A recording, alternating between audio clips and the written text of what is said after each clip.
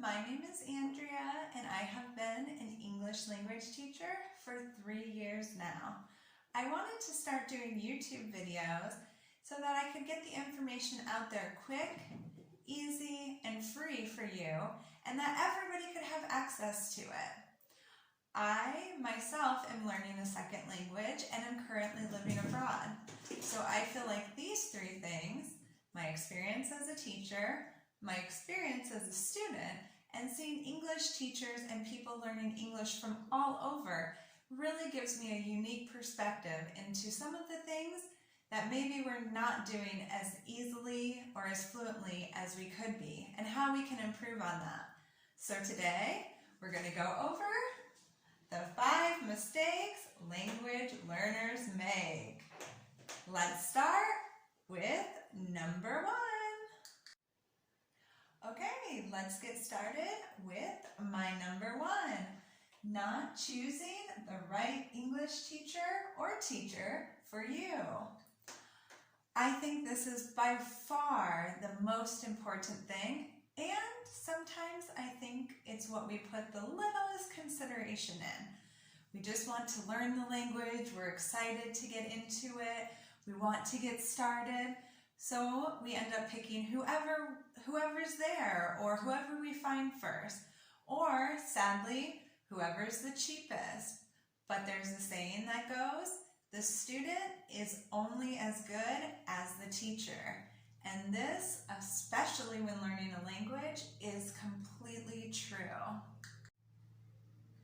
And it's not about just a good teacher versus a bad teacher. I mean, of course there are some of both, but it's also finding somebody who can connect with you, who gets your style of learning, who can bring their level down or kind of raise it up depending on what you need, who understands how you learn.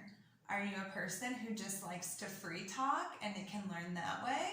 Do you have to read articles and then after do questions? Do you need to learn the grammar first and then make sentences and progress from there? All of these things doesn't necessarily make somebody a good or a bad teacher, but they could be a good or a bad teacher for you. If you're not understanding something or they can't bring it down to your level, then maybe it's time to look for somebody different. When looking for your teacher, besides knowing the grammar and also knowing how to teach, one of the main things, which is actually a big problem sometimes with English teachers, sadly, is pronunciation. After you learn something, it's twice as hard to go back and try to retrain your brain to learn it a different way. So when you're a new student, it is very important that you're learning everything the right way, that you're focusing on that pronunciation, that the person teaching you has great pronunciation. All of these things help you down the road. I have 2 examples with this, things that I have noticed all the time that people struggle with pronunciation in English. Some of the biggest pronunciation errors that I've been coming across and that are very, very important in English, and again, these are just 2 examples, but to show you how important this is. We have the TH sound, which, when you say it, would be the. As we see here, the, this, that, these, them, there. But many times I hear people saying this sound with more of an F. So you can see the difference, versus the. My mouth is making a completely different shape, and that's why it's so hard to make the sound. It's really, that shape needs to be there to get that sound out. Which you could be saying, okay, is that really that big of a deal?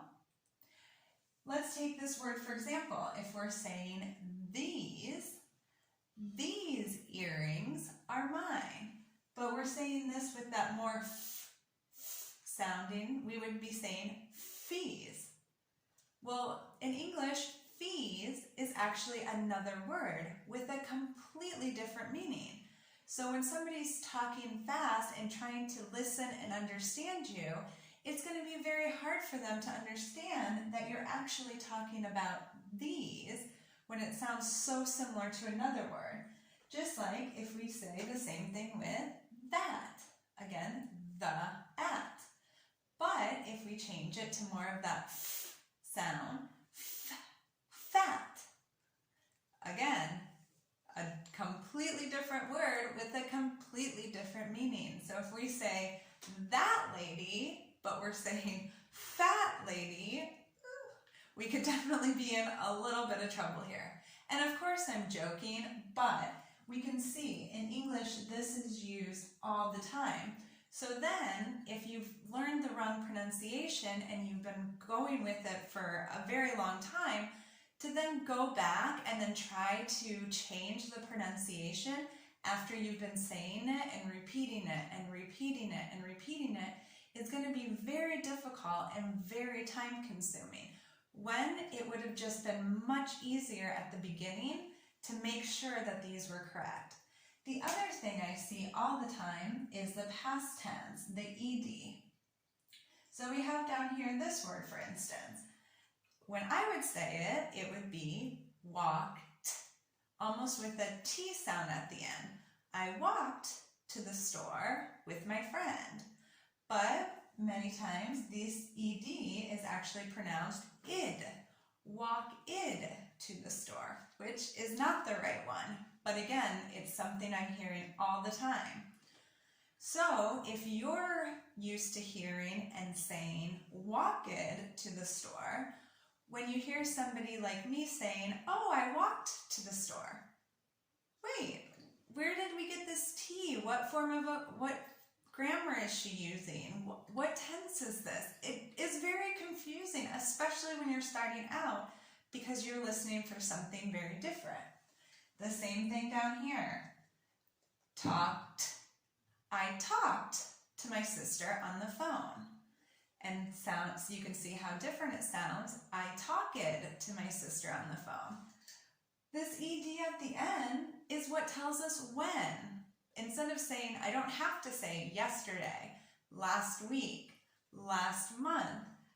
If we hear that d at the end, we know this happened before. I'm not saying now I'm talking to my sister, not after I'm talking to my sister, but I already. We finished talking. We did before. So again, this is giving you a lot of information just with that ed at the end. Okay, on to number 2. Too much grammar focus. I know some of you are going to be saying, oh, what? How could you say that? This is the most important part. And I agree and I disagree. Most of the time we're learning so that we can actually communicate with people. Yes, you need grammar to be able to communicate, but I've seen so many times, especially with English, because again, there's so many irregularities. There's rules, and yet there's so many exceptions. So they've taken years and years of English. They've learned all of these grammar rules, but yet when it comes to speaking and getting it out there, they just can't do it. They freeze up. Their mind is so bogged down with the grammar that instead of just letting it come out, they're so nervous, they're so worried, and then it just gets stuck inside. An example of this is if you've ever asked a native but non-teacher, what's a past participle? Most of the time they'll look at you like, I have no idea. But then you'll be like, but you just used it. I used what? I just said blah, blah, blah. Like your language or any language that you've learned, I'm sure after school and maybe even a lot in school, it's like you don't remember every tense about it. Of course, when you're a teacher, you have to go back and learn that again and to be able to explain it to your student. But most native speakers, they don't actually understand why they're saying it. They just know this is what we say, this is what sounds right. If they said it wrong, all of a sudden in their mind, wait, no, that's not right, it can't be that. Oh yeah, it needs to be that. But it's not thinking about what should I say, why should I say this?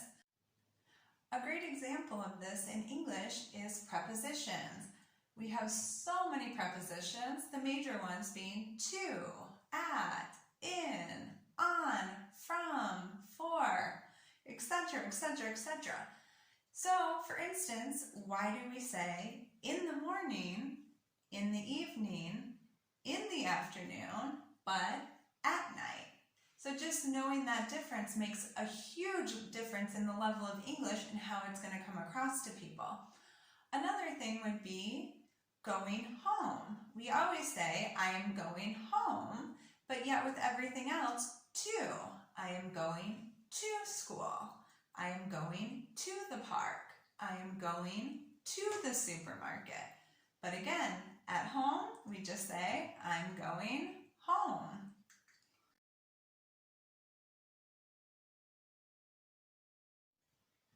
And things like these prepositions are going to be things after you've been learning for a while that you'll just pick up. If you're talking to your teacher, you'll just start hearing, to the store. I am at home.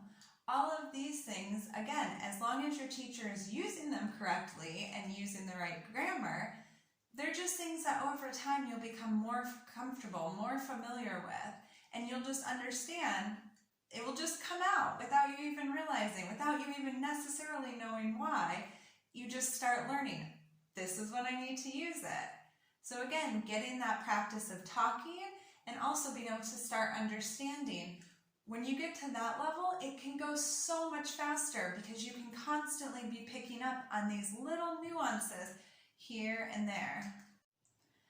My number 3 biggest mistake is wanting to move too fast when you don't have the basics down. I see this where I live all the time.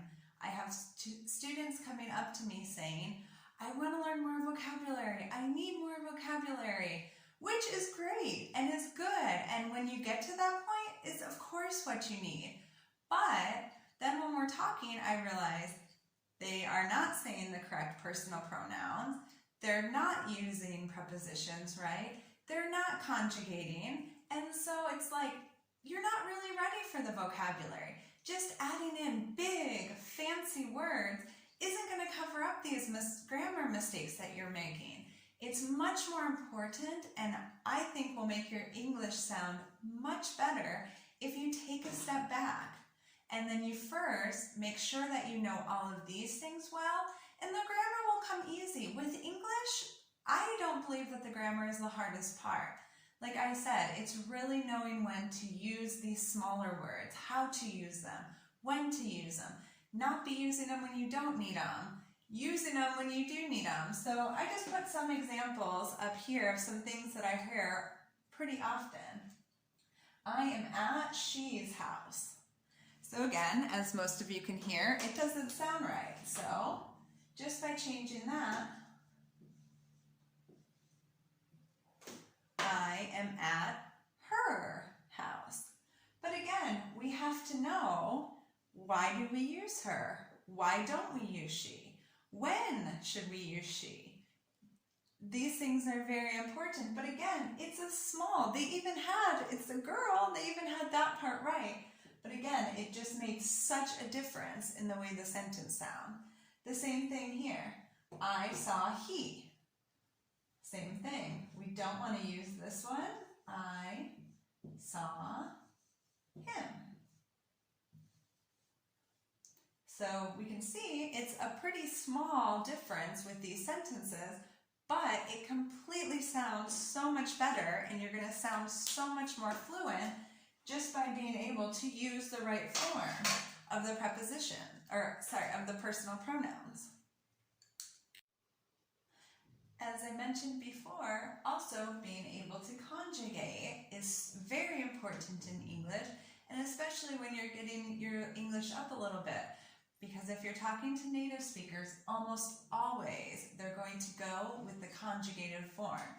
So if you're always learning, I am going to the store. If somebody says, I'm going to the store, are you going to be able to tell that they're actually saying the exact same thing you are, just with the shorter form? The same thing, you're or you are. You are my friend, you're my friend. So again, and especially when we're speaking fast, we have to be able to understand that these are the same things. And like I said, usually you're going to want to use the second one. Again, it's faster, it's quicker, it's going to make you sound more fluent. And then we can get into the negatives. She is not Sally. And we would say isn't. She isn't Sally. So again, it can be a lot different, especially when you're first learning. Is not, isn't. Is not, isn't. Are not, aren't. Are not, we are not going. We aren't going. So again, it makes it shorter. It's much easier to use. It really helps you out. But it's important to know first what the root is, and then how to pronounce and say the conjugation. Okay, so my fourth mistake that I've seen is pronunciation. We did talk about this a little bit in the first one about finding the teacher, but it's just as important for the student. This was also something I really struggled with in the beginning. Again, I was trying to get it out there. It was somewhat close. Isn't it close enough? Well, now I realize, no, I mean, you're still doing it and it's good, but sometimes words are so similar that just changing that to an A, or just changing, again, the TH to the F, just having those little changes really can make what you're saying sound so much better and more understandable. Even with me being a teacher, usually I can understand people very easily and very well, but sometimes I just can't get it. And when we finally figure out what the word is, they weren't actually that far off, but because certain letters were, I just couldn't understand at all. So this, I think, is so important. And like I have up here, especially in English with our vowels, this can be very difficult. So we have our 5 main vowels and sometimes Y if none of these are in the word, but we have A, E, I, O, and U. But what is very difficult in English is each vowel has 2 separate sounds. So for A, we have apple, or A, 8. So we can see A, and it goes on and on. E, egg, egg, egg, eat, egg, eat. So again, we have that same 2 completely different, and this is so important because the vowels are going to be in every word. You're using them all the time. The same thing, ill, or ice cream, ill, ice cream. So again, if you see my mouth, it's making completely different shapes, which then leads to different sounds.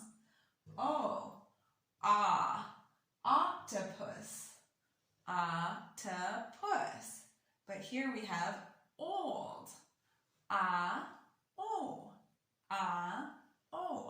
So the same, last one, under, or unicorn, you. So these are very important because, like I said, we're going to be using them all the time. There are definitely some grammar rules that tell you when you should change it, why you should, but again, in English, like with everything else, there's the rules and there's many exceptions. So again, it's just kind of practicing once you know it, seeing where the exceptions are, having somebody who can really correct you and knows when you're saying it right and when you're saying it wrong, and gets it down, really gets it ingrained into your mind, because once you have these, everything can be so much easier. Okay, we are now at our number 5, not practicing your speaking. I will admit, I have been guilty of this in the past too. I know, it's terrifying. It's so scary when you don't know a lot. You're worried about what people are going to think. Are they going to understand? Are they not? That doesn't matter. You need to be trying as much as you can, whenever you can, to get that out there. To really be trying to use any person around you as help, as practice. The more you speak, the faster it will go. We have to remember, when we're practicing, we're speaking, we're getting it out there. That helps it really cement into our brain. Helps us keep those words in there, new words that we've learned. Now, when I learn a new word, I try to throw it out there, try to bring it into my conversation whenever I can, just because I know the more times I say it, the more it gets repeated, the more I'm really going to understand it, and it's going to stick in my brain. The other part of this, which is something I found difficult, which may or may not apply to everybody, is I try to have my teachers speak to me as much as possible in the language I'm learning. For me, if we're talking 15 minutes of a 15-minute class in Turkish, that's just a small amount of practice.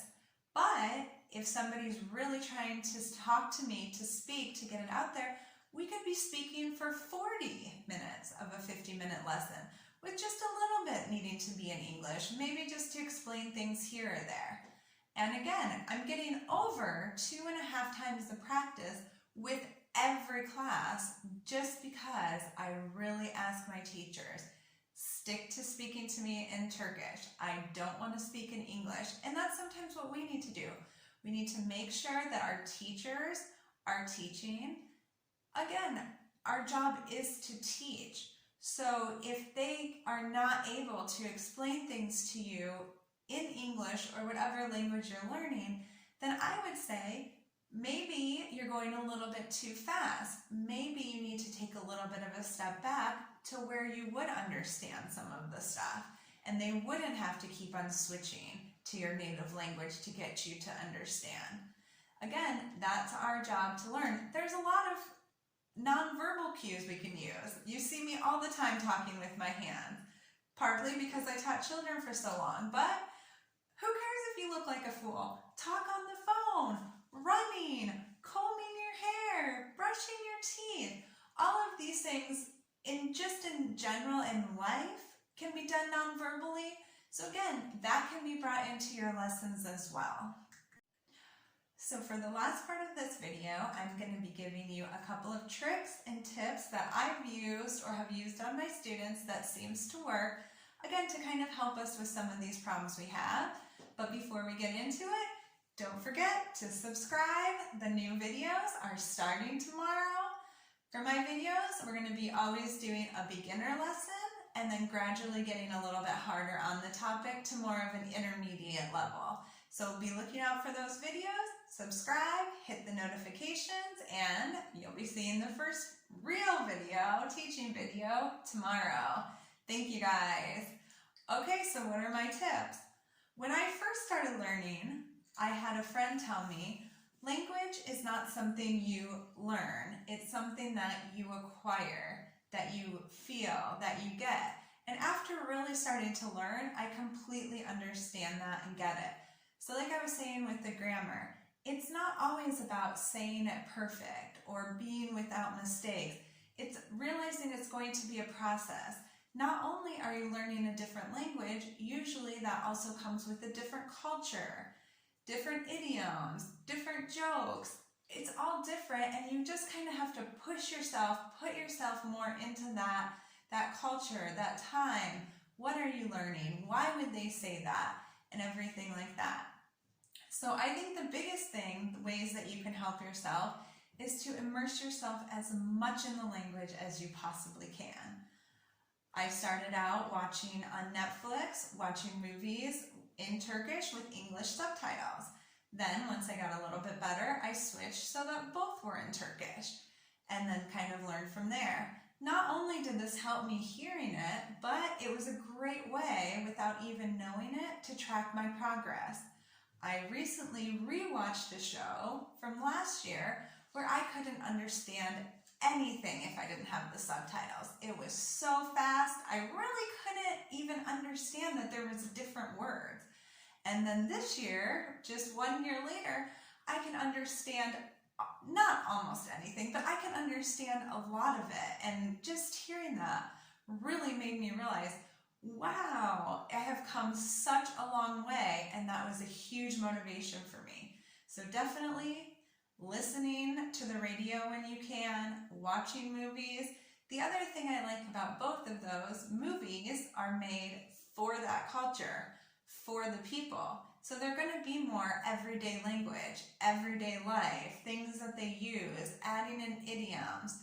So again, all of that can really help you. Oh, that's a funny sentence. Now I understand why they said that. It really helps you kind of start understanding. And when you can hear and you can understand, this helps so much. Right now, I can understand much better than I can speak. So for me, when I hear somebody say a sentence, I would have never myself put it together, but of course it makes perfect sense. And then I go over it in my mind. Oh, yes, now I see why they use that. The other thing I do is I try to read. I personally don't like the children's books because they're kind of about witches, dragons, stuff that I'm not going to be talking about in my day-to-day life. But I have found very, very small, condensed books that they're a little bit above my level, but I can read, I can understand, and this gives me new vocabulary. I feel the way to really start learning new vocabulary as you get better is to read. Depending on what you are reading about, it might be so many new words that you don't use and you don't know, but then you keep hearing them, seeing them when you're reading, and it helps so much. Another thing I try to do when I'm reading is to read out loud. When I'm just looking at the book, I'm thinking, I have these words, they're easy, I can understand it. But when I try to read out loud, again, the mouth is all twisted, it's not coming out exactly how I thought it would, and it really gives your muscles that memory of repeating the words, trying to form them. All of this can be very helpful. When I am learning a new word, and especially when I'm by myself and don't have somebody to bounce it off of, knowing how important pronunciation is, I will put the word into Google Translate and then I will listen. I'll have the Google lady say it, listen, repeat. Have her say it, repeat. Have her say it, repeat. Because again, what I see coming from English is very different in Turkish. So having to hear that, again, I don't want to learn the word the wrong way and then 3 months down the line realize, I've been saying it wrong this whole time, and then have to try to correct it. So this is something right from the beginning of learning the words that really helps me, that I can. My other advice would be try to find a language partner. Maybe in your city, maybe you can find one online. There's different sites like italki is one that I know of, or usually there's always going to be somebody who's trying to learn your language and who could teach you theirs. So I think this is a big thing, especially if we're trying to save money, if we're on a budget. Find somebody who you can exchange. Maybe sit down an hour, 2 hours a week. Do half in your language, half in the language you're wanting to learn. This can be a huge help for both, and you guys can build that relationship together and really use each other as you move forward. The other thing I kind of touched on earlier is whatever you're learning in class or just in vocabulary, anything like that, try to practice that. Try to bring it into your daily life. Is there any spot that I can use that? Is there any way I can get it out there? Again, by saying it, for me, I feel like I have to repeat something 10, maybe sometimes 20 times before it actually is stuck in there. So it's like, how many times can you get these words out? How many times can you practice this or practice that? And again, don't be embarrassed. You're learning. Some days I'm feeling like I'm here. Oh, I understand. I can see it. I'm understanding everybody. And literally the next day, I'll be down here. I couldn't understand anybody today. Nobody could understand me. I couldn't remember this easy word. And it just keeps on going like that. So anyway, thank you everybody for watching my video. I am so glad to get my first one out there. And like I said, subscribe. Tomorrow will be the first. We're starting very basic. And like I said, for every